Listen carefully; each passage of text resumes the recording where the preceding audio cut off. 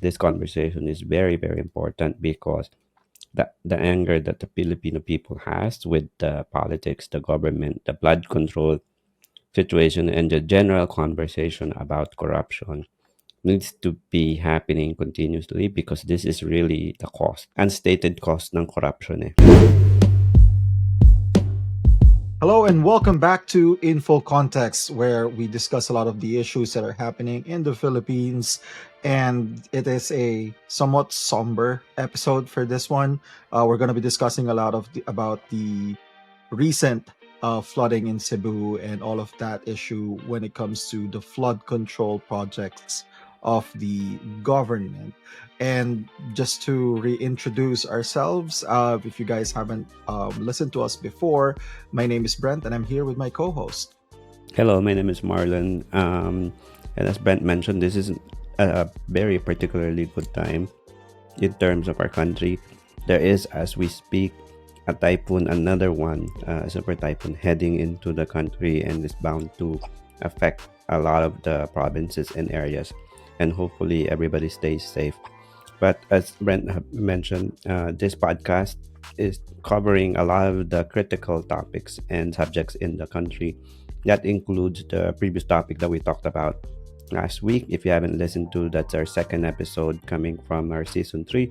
Basically, we had a very huge gap between us recording and sharing this podcast. But now that we are back, we're going to tackle some of the critical conversations that we need to continue having because the situation in the country in many areas, not just flood control perspective, the education, and generally how the Philippines is being mismanaged by the people in government, and so many other conversations that's worth having. So again, we welcome you today, and we're going to talk about the impact of the typhoon Tino that just hit Cebu, and obviously we've seen all the graphic images. So Ben, what can you say? How do we start this even?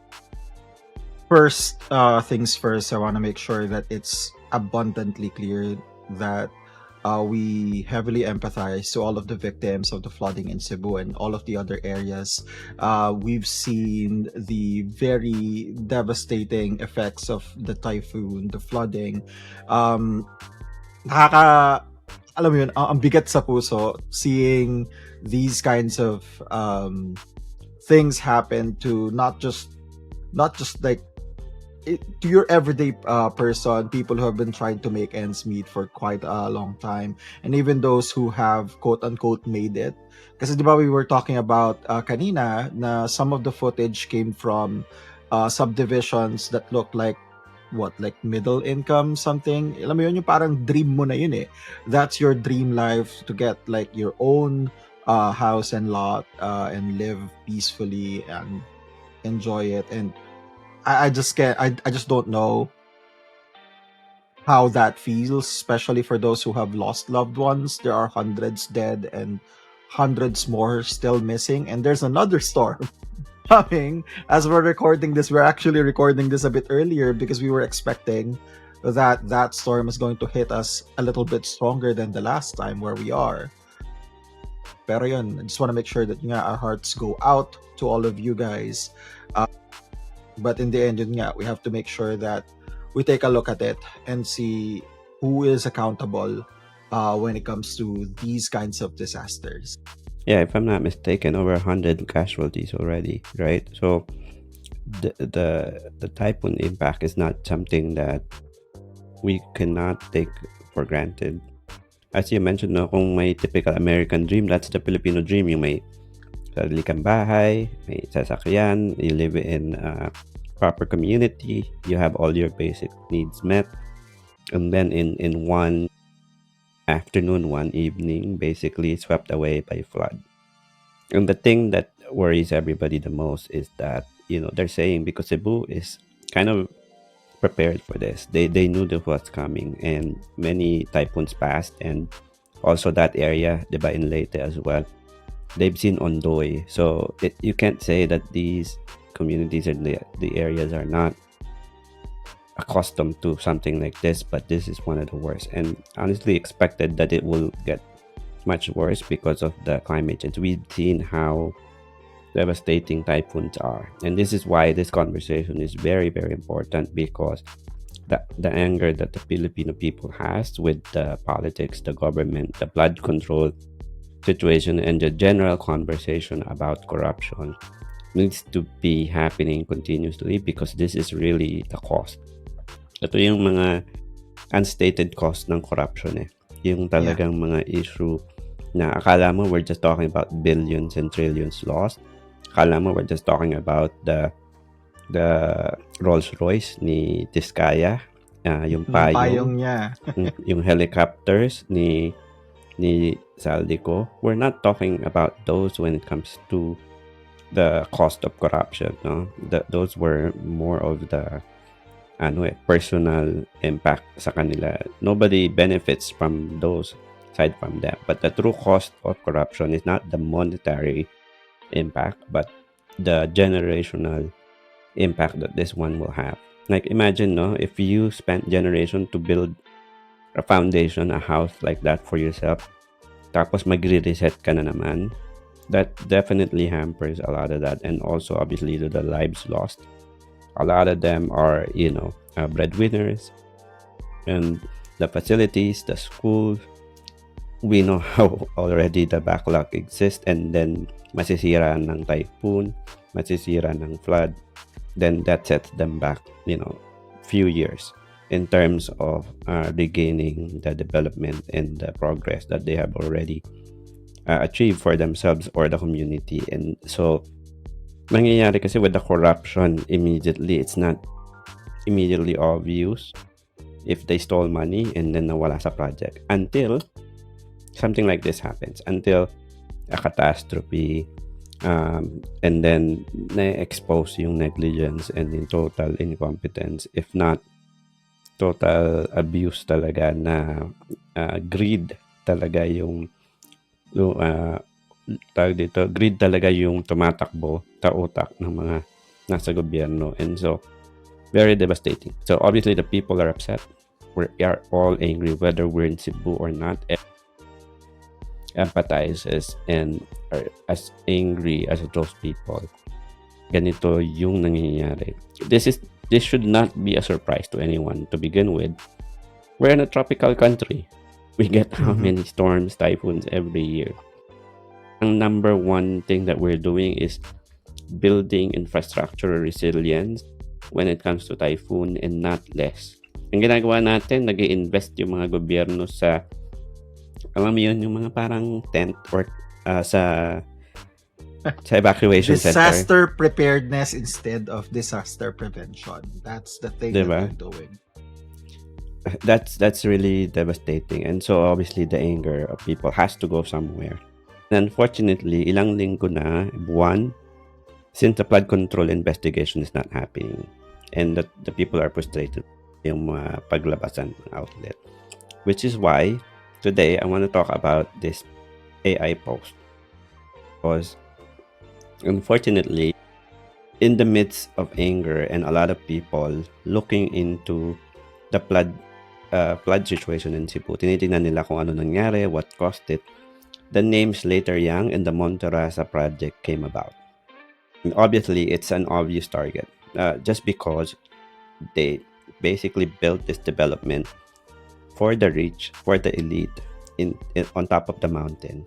And then, because of it, a lot of people are then questioning what was the impact of that project to the development downstream, yung mga binahang area.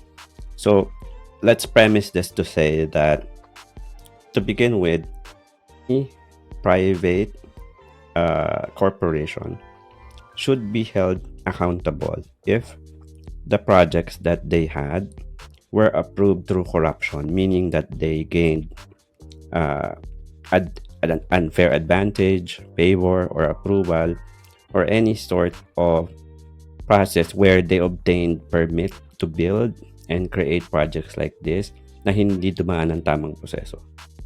That kung may collusion, may sabwatan, let's all dig into that. Let's try to prove whether or why the project was approved to begin with. What I want to talk about, though, is how I think a lot of unnecessary hate is not only premature, but also going to the wrong group, at least based on what we know today. And a lot of it is because of misinformation.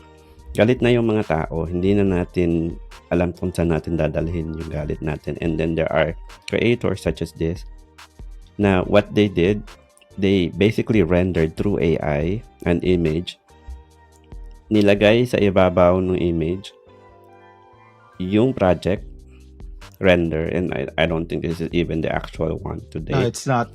And then the flooded area, as if talagang pinapakita dito na right on top of the mountain, the houses, the infrastructure, the whole subdivision of the elite is pretty much intact, while the community down is flooded and submerged into water.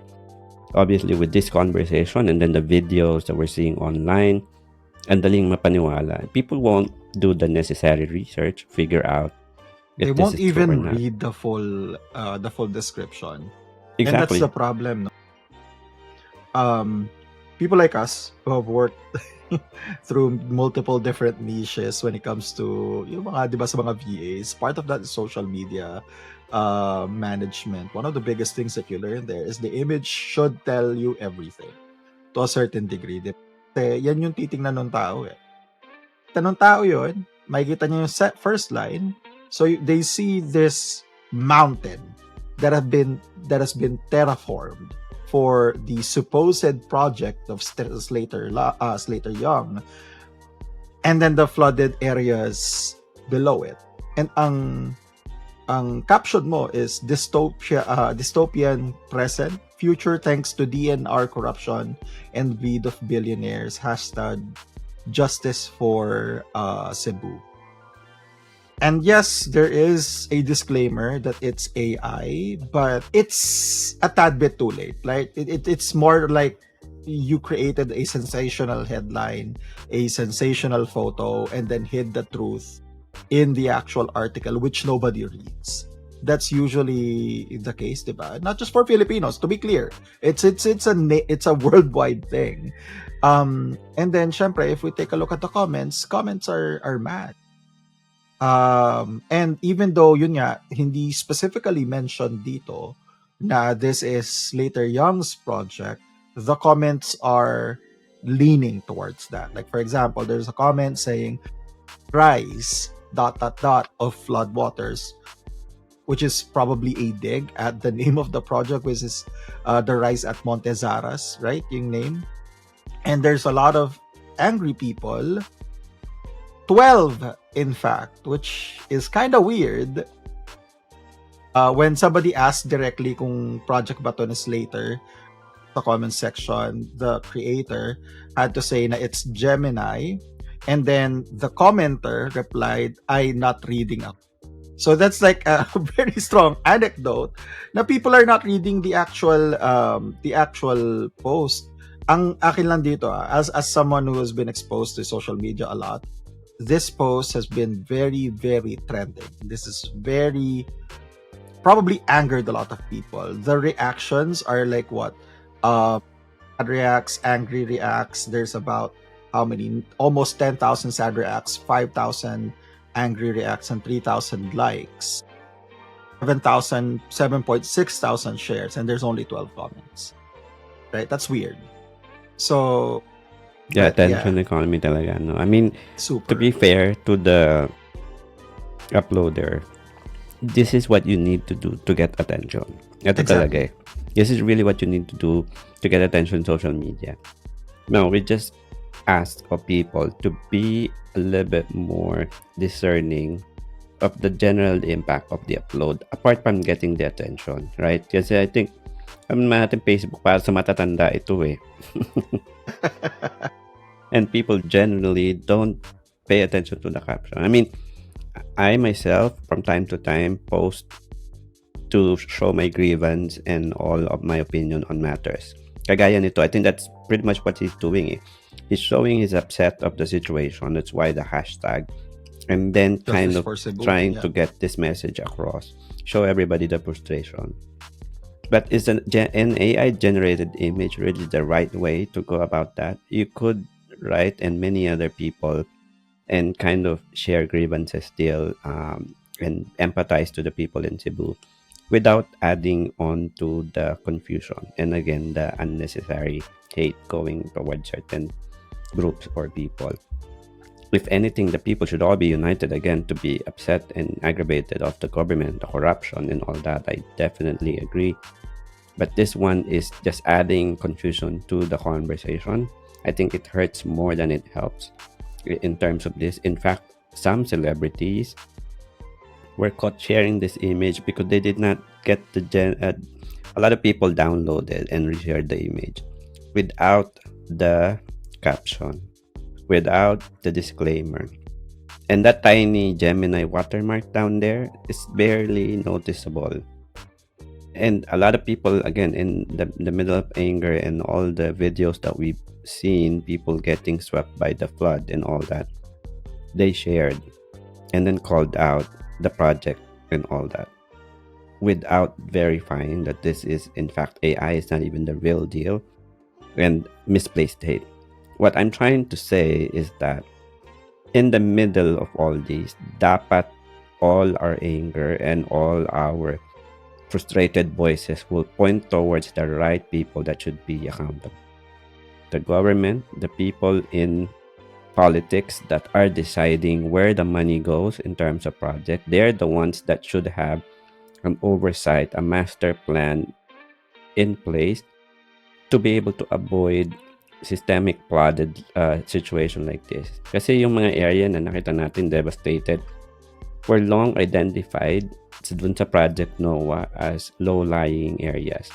And they're right by river systems. So obviously, expected natin na there is high risk talaga of flooding. But that's also why the people trust the government to protect them in terms of the situation.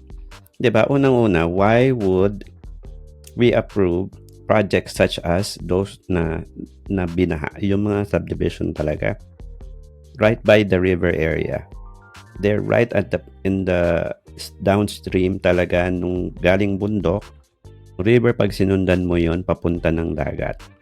And alongside it, many subdivision projects were approved.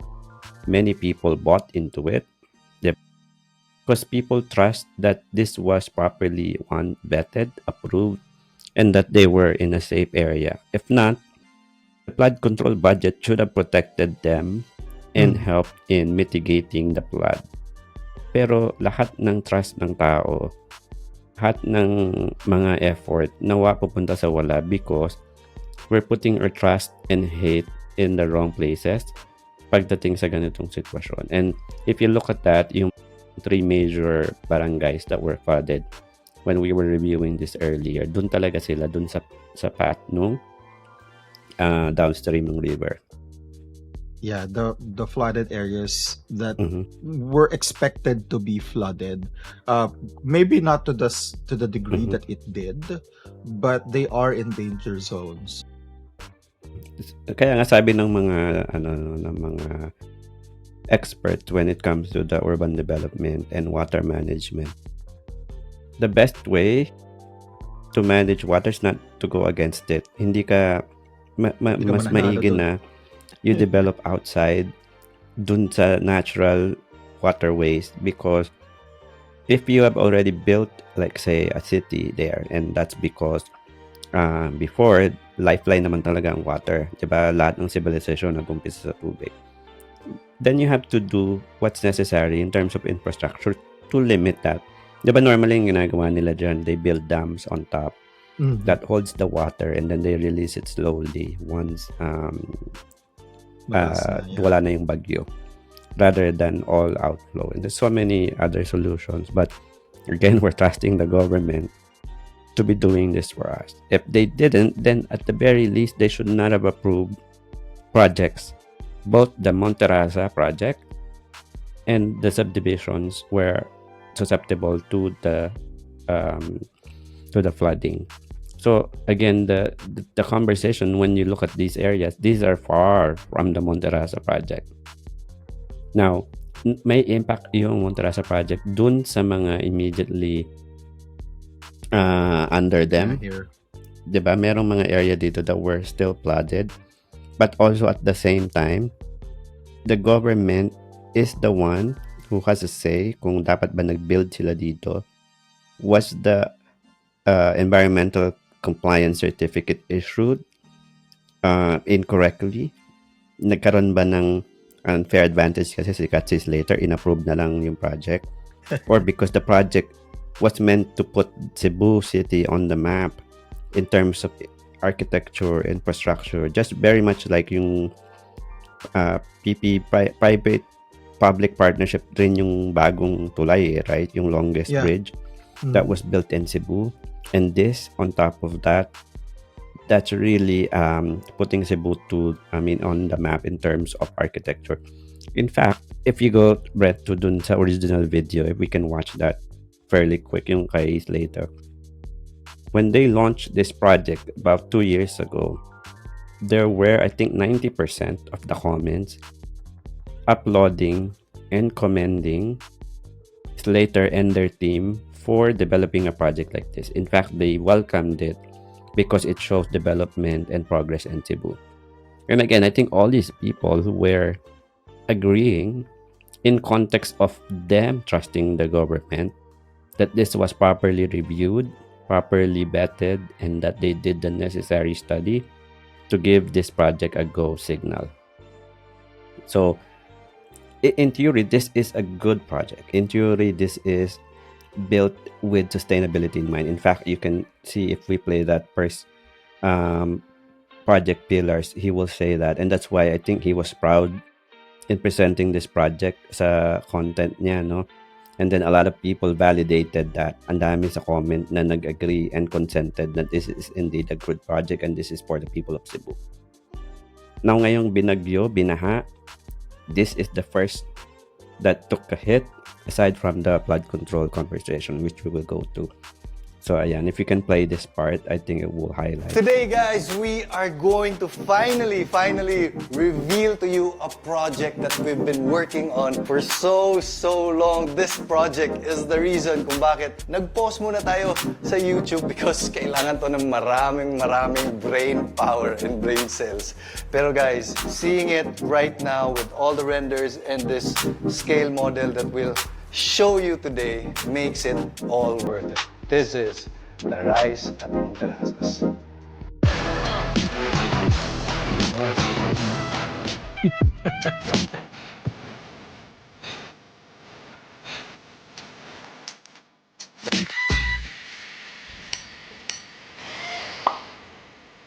Okay, so before we actually do a reveal of the project, pag-usapan muna natin yung backstory behind this entire development because it's very interesting, especially because we are building it on the side of the mountain. So we had like 3 pillars in mind when we were designing this. We wanted to be architecturally forward, something that Cebu or the Philippines has never seen before. We wanted it to be not just maganda tingnan, pero very usable din and may added benefit to the user. And lastly, because we're building on a mountainside, we want the project to be as sustainable as possible. And we've had several iterations to get to... So, as I was saying earlier, no, the whole context of this project, again, being it's a private project, obviously it's profit driven for sure. Kasi the cost of the unit there is super high. Slater even said there on that video na even them, they probably cannot afford the unit there. Meant to para dun sa mga proponent ng flood control project, unfortunately. ang makaka-afford lang nito ay yung contractor na this kaya level yung kaperahan. This will likely be their vacation home in Cebu, overseeing the whole thing, right? And all that. But again, as a private corporation, they are profit driven for sure. And then also, knowing that, you can tell here the way that this is being presented by Slater.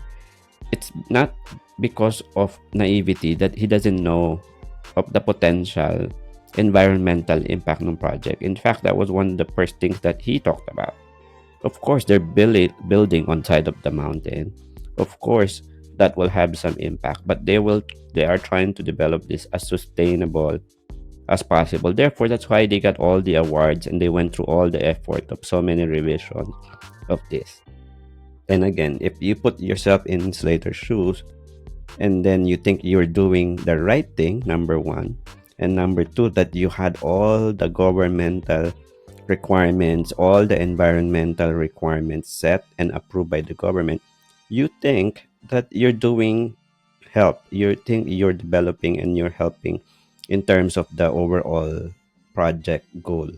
So to me, if there was something wrong with this to begin with, a lot of people should have called it out right then and there. But as you saw in the comments, 90% of the people were supportive of the comments. Now, are they from Cebu? Probably not. I Maybe don't not. know. But the whole context is, ba't doon palang nagkaroon na ng mga conversation?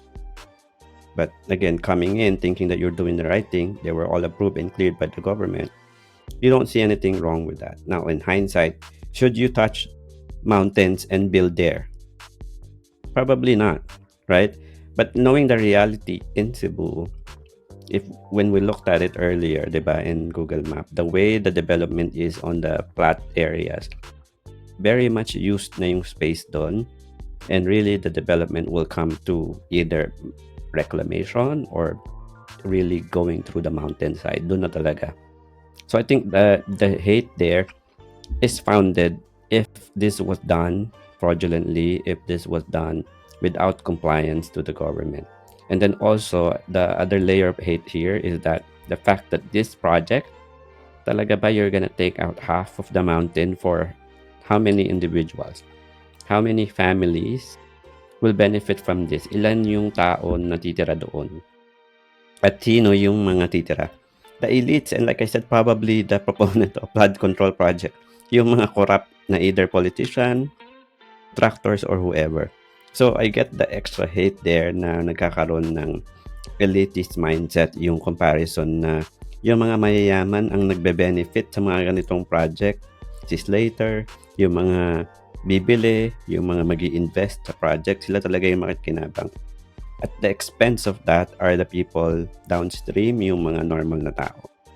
Right? There's so many other talks that you can go through as about sino mag-work doon, sinong mga, does that provide jobs to people, ang daming ganung argument. But just superficially, all the hate is because this is a conversation about the rich and the poor and how the rich has always progressed at the expense of the people, yung general masses. Yung tayo, yung mga normal na tao, tayo lagi magsasuffer pagdating sa ganyang project. And that's why all of that added together, I can understand why the hate is going to Slater in this project. It's very easy. It's a low-hanging fruit na andaling i-call out. Yeah. He's a well-known personality na everybody can relate to. Kasi pag binanggit mo dyan, ano bang ginawa ni Congressman XX blah blah blah? Hindi naman kilala yan ng taga Manila or ng kung sinong nasa ibang lugar eh. They won't know. Sabi naman, anak ko, corrupt na naman yung politician. There won't be as much collective hate and opinion because they don't know likely who are the true culprits. Nag-approve ng project, yung mga gumastos nung bilyones na na-allocate, not just last year, throughout the decades na flood control project, knowing these are known low-hanging areas. Dapat doon. That's all I'm saying. All our hate and questions and call for accountability should collectively go to the right people and they should be held accountable. Not the ones that are easily identifiable and people that they think are only complying to the requirements. At the end of the day, if the government prohibited development in those areas to begin with, that project would not even start. Yeah. True. And there are many good examples of projects and master plans that have truly developed and contributed areas. Diba? And I think that's the whole conversation that shows another layer of incompetency by the government kasi yung mga private ang na-force na mag-develop ng mga areas na to rather than yung government in general who has a master plan for development and flood control dapat Sa kanila nanggagaling yung guidance, and the private company should build around that government project, not the other way around. So we've seen that in many places of the country. Yeah, and to a certain degree, diba? I think I mentioned this to you in private. One of the biggest issues that we've seen is that, let's start with the people. No, yun nga, they don't know where the hate should go. And they are being directed by a lot of people, influencers. Yun nga, katulad ng nakita natin kanina, you see a very bad AI generated photo and it leads you to hate one person. Is he blameless? We don't know, right? It all depends on how the actual certifications that they got was obtained, or even if they obtained it properly. Did the DENR and any other overseeing body actually do the inspections properly?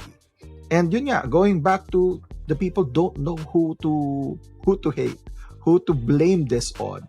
If you ask someone on the street, or even I would bet even someone who is a little bit more politically inclined but not that too deep, ask them who the DENR secretary is, they might not even be able to answer you right away. Right? Hindi matunog eh. Hindi mo kilala, hindi maingay yung pangalan, unlike Slater na walang ya. Titibagin yung kalahati ng bundok para sa condominium ng mayayaman na naman. So that's, diba, that's one of the things that is being hated on. Second is mining. That's a very, very long standing issue naman na. But one of the biggest issue here is, even if you take that out, and you kind of mentioned this, is that the government, especially in flood control, I don't know if they do, but it looks like they don't. They don't have a master plan for all of this.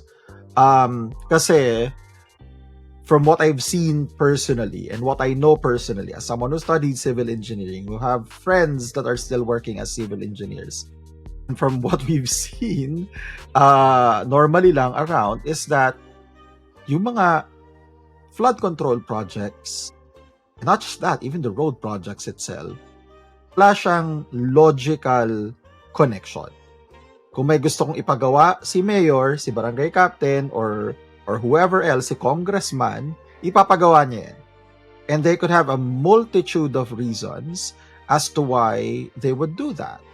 Right? One of the anecdotes that I've heard from someone in Bulacan is that kung sino yung nanalo, yung street niya, doon papagawa ng drainage at papataasan yung kalsada. Kaya yung areas na matagal nang walang nakakaupo sa gobyerno, sila yung binabaha kasi nataasan na lahat ng iba, yung kanila hindi pa. And it's very evident, right? I go there a lot of times, and there are times na walang bagyo, ulan lang, bumabaha, and it takes weeks bago ma-drain yung buong area na yon. And that's because, again, there's no master plan for flooding, especially for those kinds of areas. Even in our area here in Laguna, there are areas here with good flood control, and there are areas na wala. Kasi kahit humukay ka ng humukay dyan, kung walang pupuntahan yung tubig na yon, mapupuno at mapupuno yon. Parang nagdagdag ka lang ng dagdagdag ng baso para lagyan ng tubig, at to a certain degree, to a certain point, mapupuno lahat yun at babahain kayong lahat. That's the problem. And just like what you said, unlike certain areas in the Philippines that had a master plan, a master class in flood control, there's a lot of things there, diba? One of the examples, ito lagi ko to nakikita ngayon sa Facebook, is yung Tokyo, yung flood yung flood drainage system nila, na meron silang malaking reservoir. We kind of have something similar in the Philippines, but only serving a specific area, the Bonifacio Global City. The Bonifacio Global City has an entire reservoir. Bakit nga daw ba hindi masyadong binabaha doon? It's because all of their flood water gets drained into a 12-meter deep pool na malaki yun malapad, and then it gets pumped elsewhere, going straight back to waterways. And that's good kasi, di ba, they were able to plan it out. They're able to plan out the infrastructure because they had a master plan for that area. And there are other things, other places that have done the same thing. Now the question is, why just there? Bakit dun lang sa areas na yun yung nangyayari, di ba? Yeah, so where's the government in all this, right? So as we were talking earlier, typically in other countries, the development of the nation and areas, districts, cities are all driven through the national government or the local government. Talagang government ang nagpa-pioneer, ang nag-uumpisa nito. But what we have in the Philippines is different. The areas that we know, and this should be a call to everyone, alamin mo kung ano yung mga magagandang lugar in the Philippines that you've been to, that you like, that it feels like you're not in the Philippines, right? We talk about BGC, we talk about New Valley, we talk about Alabang, some areas, and also the recently developed. Nagkakaroon na nga ng Billiard City eh. Nagkakaroon na nga ng sariling mga areas talaga eh. And I see this also recently floating, no? And I don't want the people in governments Iloilo to take credit for this, because in Iloilo, yung flood control project nila doon, and also the development in the city, how beautiful it is now, is done by a project corporation also. Diba, mega world yung nagde-develop ng area. In Alabang is Ayala. In BGC, I forgot what that was, but there's a group there that's developing. Same, obviously, the Ayala Avenue it's still themselves. Ayala. Yeah. Diba? Philinvest also. Philinvest City. And then Rockwell, also Lopez's. in Cavite, there are like Evo City and other I sprouting. think those are also Ayala. Oo. Lahat yan nag-sprout na mga developed areas and are being expanded, but through private corporation. It's almost as if these companies are identifying areas next where development can happen, and it does. Tapos, nangyayari, nagbe-benefit yung mga politiko sa action ng mga private entities dun sa area because nade-develop yung lugar. So, where is the government in all this? Aside from the approval and all that, right? So, that's really where the question is. Dapat the other way around. The government defines where the area should be developed. And ito yung master plan, ito yung budget. And then you invite the private to help with certain aspects of the development, right? That's how it works. Kaya ngayon, nagkakaroon ng kanya-kanyang city. Nagkakaroon ng iba-ibang rules. And these areas are always going to be managed by the private companies. Whether that's good or bad, that's going to be debated for a long time. But that definitely helps in those areas. But due to lack of cohesive master plan, what's happening is the areas in between these developed urban places are the ones suffering. Nakikita mo in between going to BGC and some areas of Manila, makikita mo how, di ba yung mga vlogger sa YouTube, yung mga foreigner, the other side of Manila, or the side of Manila you don't know about, or I was surprised when I got here that ganito pala yung BGC, because they know Manila to be the urban poor area. Alam mo yung dinevelop na cash basin doon sa Japan, yung structure, di ba? It looks so good. Sa Pilipinas, ang mangyayari doon kung gobyerno ang gumawa niyan, titirahan yan ng mga tao. Magkakaroon tayo ng condominium underground. Somehow, ma-occupy yan ng mga informal settler. Because that's what the government does. Yung development nung mga may-ari and accountable sa project. So, ako si congressman. Nakapagpatayo na ako ng, or nakapagpaayos ako ng kalsada. I got the money, the budget out of that, na-develop siya, and the very next time na may bagong congressman, uukayan. Not even, I've seen this personally happen in Sukat Road, for example. Nabi ko na to before, way back. Inaspalto yung buong Sukat Road. Eh di maganda na. Flat. To begin with, hindi yan sira. Hinukay, inaspalto, binigyan ng bagong layer and all that. And then, what happened was, a couple of weeks later, pininturahan nila yung motorcycle lane, yung bike lane, the whole way, the entire stretch of the Sukat Road. And then 2 weeks later, naghukay na naman. Yung same exact area, nakakapintura lang. Same exact area, nakaka-asphalt lang. Hinukay at nire-asphalt. We don't know why. There's no logic. Kung uhukayin pala ito, bakit pa pininturahan? So my only guess now, after all these projects that are being exposed, is that iba yung project component or project what do you call that? Project owner or yung nag-push ng project na yun. Because whoever is creating that project, nag-benefit na, and then the other one has to get their own share. So this is contradicting, no? Kasi sa Pilipinas, dynasty eh. Supposedly, dapat kung ano yung nagawa mong project, ma-build upan yun ng mga susunod mong mga kasama sa pamilya. But no, ang naipapasa lang is yung corruption practices. Pero yung development is still not there. Diba? In reality, kung magtulong-tulong yung mga dynasty and they really want to do this, para na tayong monarchy na talagang gusto nilang i-build yung Philippines, they could do it eh. Pero kanya-kanya kasi talaga sila.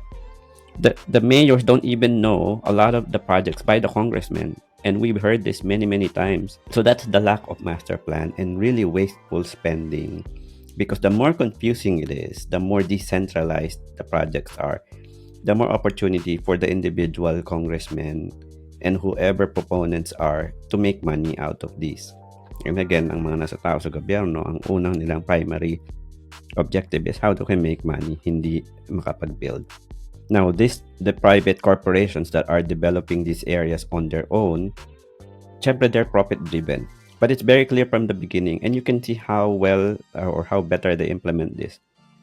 That's why you can see the continuity. That's the actual monarchy. Diba? Kasi Yun yung continuity, nakikita mo talaga. The Zobel de Ayala line, you can trace it back to the Spanish line, to the Spanish era. Like literal, ito yung mga merchants at mayayaman nung unang panahon. Yan yung mga landowners. The Zobel de Ayalas has a strong, straight line of very smart business people that have managed certain parts of our industries. And now look, ano yung I did a little research, so if something's off, that's because I haven't looked at it deep enough. But take a look at it. How much land development does Ayala currently have na kanila lang? Kasi there are certain places na even BGC to a certain degree, may government involvement pa rin dyan eh. Just like New Clark City, the Subic Freeport area, there's still government intervention, government management to a certain degree, even though they are partnering with like Mega World, with Ayala, with any other corporations. But if you look at the Ayalas, they have what? Nuvali, Vermosa, Evo City, Cebu Business Park, Iloilo's Business Park, Arca, and there's like a bunch more that are being handled by Ayalas themselves. Kasi it's bad. It's all being done by private corporations. But this is something that the government should be able to mimic. That they should have that foresight and master plan na hindi lang papasok dun sa 3-year term mo or sa 6-year term mo, na yun lang yung iintindihin mo. Ang mahirap pa kasi sa gobyerno natin, tuna kapag ang nahalal pagkatapos ay isang tao na hindi sang-ayon o hindi kaalyado nung huling nakaupo, nung huli nilang ginagawa, they will be invalidated, they will be overwritten, that the best case, i-rename so that they can claim ownership and they can get whatever praise that project will get. Yung build ni Duterte, some parts of that were adopted by Marcos, some were vetoed. Kasi yun nga, there's no master plan, there's no continuity. Pinag-iisipan lang nila ay yung termino. How I long for a government that has the foresight, the intention, not just one person, obviously, ipatuloy yung mga bagay na ganon. Kasi ngayon, wala, yan, ganyan. walang natutuloy for the longest time that I'm aware of political issues. Laging ganun na yung hatawan na may plano si isa, yung pumalit ayaw doon, so it doesn't continue. Yun nga, pag nag-iba yung bridge na ginawa na previous admin kasalanan ng previous admin kahit na yung pangalan ng bridge yung current proponent. I mean, kahit current may overlap, congressman. diba? Mm-mm. Kasi and there was one na I saw in the KMJS episode, no? There's a project in Laguna na ginawa ni Ejercito, the previous governor. Ginawa nila yon. And then, what happened was, hindi natuloy yung project, tapos hindi siya magamit dahil, school building. Mhm. Hindi siya magamit dahil it was unsafe. Oh yeah, I heard that. So the construction is very much unsafe. Andun nakatayo yung structure. Nakapangalan ngayon to dun sa bagong governor or whoever is sitting there. Pero ang nag-umpisa daw ng project is the previous admin. Ngayon, nagsisisihan na sila. Ang sabi nung current sitting official, teka, bakit kami? We only inherited this project, the planning, the approval, all the investigations were done prior to the project implementation. Right? So, dapat sila yung accountable dyan. Tapos yung previous admin, alam mo kung sabi ng previous na politiko, bakit kami? Tingnan mo, ano bang pangalan ng building? Nakapangalan na nga kay bagong governor, bagong kung kanino na yan, tapos sasabihin mo, project ko yan. Diba? So, sila nang na-claim. oo. So, the craziness here is that sino nang kumita doon? Sino na yung accountable? And then forever na lang magtuturuan yung mga ito. Diba? There's much to say about the oligarchs in the country, like how they pretty much own the Philippines at this point. May magandang conversation there, maybe probably in another topic. But in the context of development and how efficient they are in building and doing these things, development, you gotta give it to them. They're more organized and they're very clear in their objective, which is to profit. Si Philippines kasi yung gobyerno, kunwari pa na hindi objective ang profit Pinapamukha pa nila kunwari na public service, pero in this guys, talaga namang ang goal lang is to profit, which is wrong, right? So doon nagkakaroon ng malaking disconnect. Na-overlap lang ito nung bagong mga billionaire nung napunta sila sa gobyerno. Ayun yung hack that they didn't do. Ayala's never been in politics. They know to avoid politics. Yeah, they've never been, I mean, at least officially, but they've supported for sure certain political figures. Kasi hindi naman mangyayari itong lahat ng to kung they are not supporting in the background. And they're doing the smart way na hindi sila publicly supporting certain candidates because they want that flexibility to support the next one, and then the other one nang without affiliation to a certain group, which is smart, right? If I was them, that's exactly what I'm gonna do, knowing how the politics here in the Philippines. Ang problem there now is merong isang family na found out nila yung hack na you have to be private developers, but you also have to put your foot in the game in politics. Because that's the hack. That's the fastest way you can get project. That's the fastest way you can be rich. And in one lifetime, they became billionaires. Even now, di ba, competing sa level ng Ayala, ng Mega World, and other corporations. I won't say names. Yeah. We know who we're talking about. Ito yung question na talaga bang kailangan natin ng dalawang ng siblings sa Senate? Kailangan natin ng dalawang representatives. Hindi ba sila nag-uusap sa bahay? Uy, teka, paano ba natin susuportahan ng Pilipinas? Yeah. Paano ba natin iaalay ang puso natin? Alam mo yun? Yung family nito napaka-novel. Imaginein mo, buong pamilya nila napunta na sa politics. Inaalay nila yung buong pamilya, yung mga anak nila, yung time nila and effort, lahat yun inaalay nila sa pagsisilbi sa bayan. In fact, kahit na may overlap na dalawa magkapatid nasa Senado, okay lang. Basta makapagsilbi sa bayan. What's Diba? funny is you say it like that, and it doesn't only apply to one family. Yeah, exactly. So how is it possible that these people need more than one representation? Sino nire-represent talaga? And then I remember the motherly figure of this company, the family that I'm talking about, used to be the chairperson for agriculture, in the Senate. Arguably, the most conflict of interest between their company, who develops land and turn agricultural farmlands into private developments. Siya pa yung nakaupo doon na chair in the Senate that allowed for this to happen. And if somebody is just motivated enough, they can dig through kung ano yung mga nangyari likely in the administration while this is happening. And then at the same time, DPWH secretary, yung anak nila, that builds roads all the way to the farms that they're developing para maging palatable at maging mataas yung value ng mga property that they will develop there. Diba? There's no conflict. Yeah. They're just helping developing the country. Wala naman tayong sinasabing masama dyan. Ang akin lang dito is that the checks and balances that are written in the Constitution nowadays are not enough.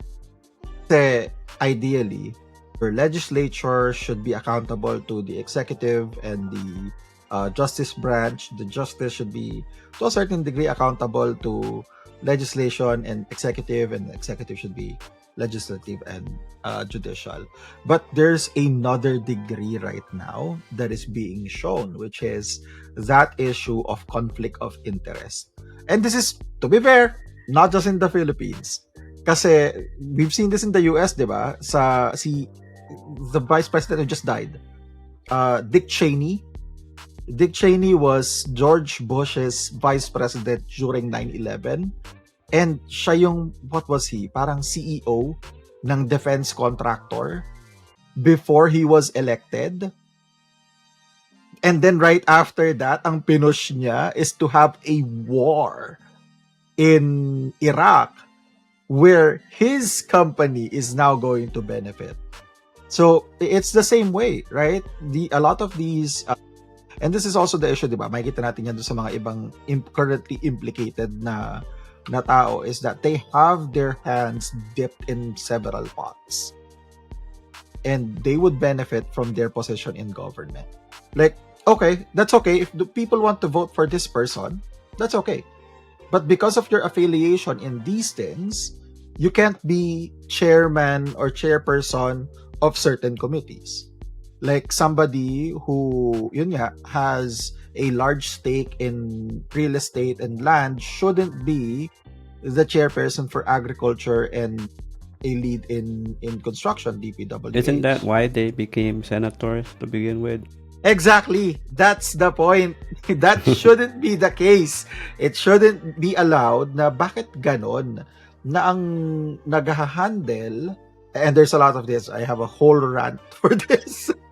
Pero galing sila sa basura. Hindi ba yung commercial na, hindi ka ba na-move doon? Hindi ako nadala, no? Galing sa basura yung pamilya na yun.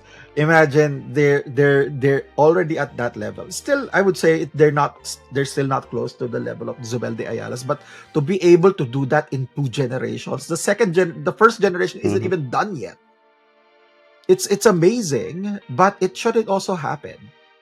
Tumakbo pa nga ang presidente, yung pinaka-patriarch. Muntik pa yun. Tapos kung meron lang hindi namatay. Kasi, kung hindi na namatay yung original.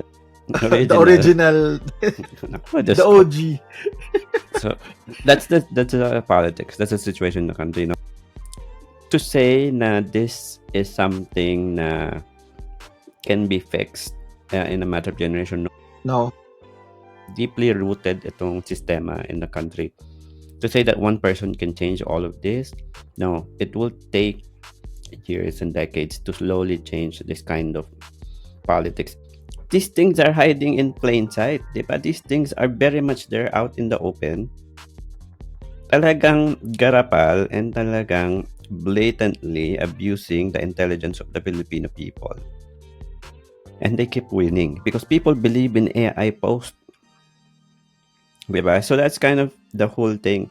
And then don't start me about the educational system and how it's setting up our Setting country for people for failure failure. in the next Yeah. generations. But at the end of the day, going back to the whole point of this conversation, let's put our anger towards the right places. The accountability should be pointed towards the right individual. If that includes Slater Young and their company, include them. But don't let the government blatantly manipulate this into a scapegoat.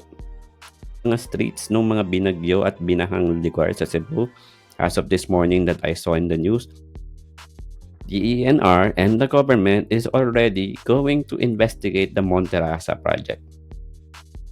Why? Because they're riding on that anger. They're riding on the social media trend na ang sinisisi ay yung Monterrasa. The government, we are giving the government a very good scapegoat. A very convenient scapegoat. Why not investigate the ENR themselves? Bakit nila in-issue yung permit, yung approval? Why not look at the government or the local government who issued permits to develop and all that? Bakit hindi natin tignan kung why is it even allowed to propose projects on the mountains sa mga ganung environmental cases when we think that will have downstream impact to the communities below?